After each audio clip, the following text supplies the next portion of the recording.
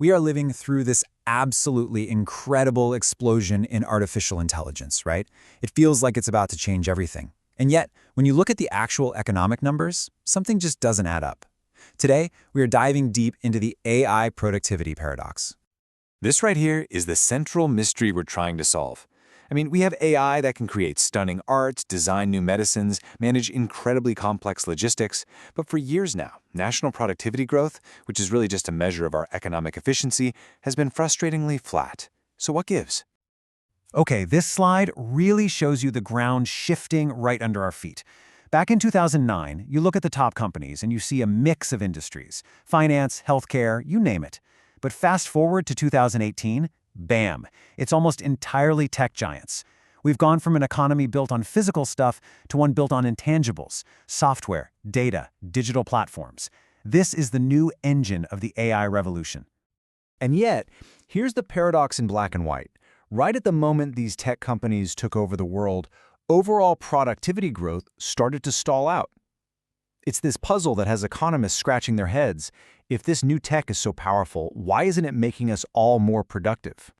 Well, the leading theory to solve this mystery is a really cool idea called the productivity J-curve, and it basically suggests that we're not seeing the boom yet because we're looking at it all wrong. The real action, the real investment, is happening in places we don't even measure very well. And the key to this whole thing is understanding these things, intangible assets. To make AI really work, a company can't just go out and buy a robot. No way! It has to invest in brand new software, it has to collect and organize just massive amounts of data, it has to retrain its entire workforce, and sometimes completely redesign how the business even operates. These are huge, often hidden investments. And here's the real kicker. Traditional economic stats, like GDP, are just terrible at measuring these kinds of investments. They often just see them as regular business costs, not as long-term investments building a new kind of capital for the future.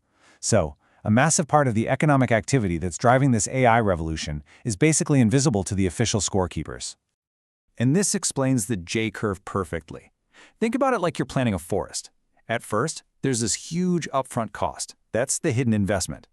During this time, your measured productivity might even dip a little because you're spending a ton of time and money without seeing immediate results. But under the surface, the roots, your knowledge capital, are growing stronger and spreading out. And then, once that foundation is built, the whole forest just takes off and productivity swooshes way, way up. So if so much of this investment is hidden, where can we actually see the signs of it happening? Well, we can look at the most tangible part of the AI revolution: actual robots. The global boom in automation, it gives us a real sense of the sheer scale of what's going on behind the scenes. Just take a look at this number. Over 500,000 new industrial robots installed in a single year. This isn't just some small trend. We're talking about a massive global retooling of our entire industrial base. And every single one of those robots needs all those intangible investments we were just talking about. And where is all this happening? I mean, look at this. It's not even close. Asia is overwhelmingly the center of this boom. A staggering 74% of all new robots are being installed there. This concentration is a huge piece of the puzzle, and it kind of points to where we might see that J-curve swoosh happen first. Now let's zoom in even further. China isn't just leading this thing, they are on a totally different level. They're installing more robots than pretty much the rest of the top markets combined. The scale of this automation drive is just unprecedented, and it's creating this huge real-world experiment for the productivity paradox. But all this investment isn't just about making things more efficient. It's actually making a fundamental shift in global economics possible. The robot boom is allowing companies to completely rewire the supply chains that have defined the global economy for the last 40 years. This quote right here, it just perfectly captures the mood in boardrooms all over the world. For decades, the name of the game was to find the absolute cheapest place on earth to make something. But now, after years of chaos and disruption, the goal is to find the most resilient and reliable place. It's become a strategic imperative. So why this sudden change of heart?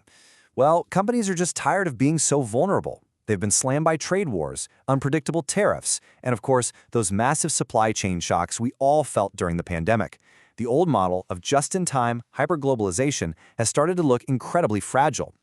And here's the solution. AI and automation are the keys that unlock this whole new strategy. For years, bringing factories back home was just too expensive because of high labor costs. But hey, if a robot is doing most of the work, that wage difference becomes way less important. All of a sudden, it makes economic sense again to build factories closer to your actual customers. This slide just sums it all up perfectly.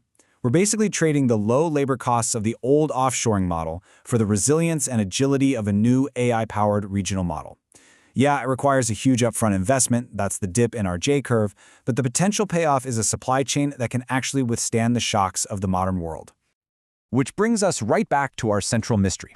We've seen the theory of the J-curve, and we've seen the massive investment happening under the surface. So, is there any actual proof that the payoff is coming? Are we finally starting to see the swish? Well, yes, and this is where it gets really exciting. A recent huge study out of China, the country that's investing the most in this tech, found a really clear link.